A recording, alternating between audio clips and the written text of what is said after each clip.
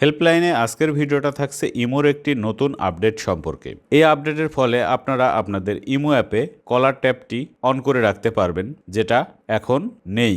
এই অপশনটি চালু করতে হলে প্রথমে আপনাকে ইমো অ্যাপটি আপডেট করে নিতে হবে। আপডেট করলে নতুন এই ফিচারটি পেয়ে যাবেন এবং আপনার ফোনটি আগের থেকে ফাস্ট হবে। এছাড়াও বিভিন্ন ধরনের ভিডিও আমার চ্যানেলে দেয়া আছে, আপনারা ইচ্ছা হলে দেখে নিতে পারেন। আর অজানা কিছু জানার থাকলে অবশ্যই কমেন্ট বক্সে লিখবেন।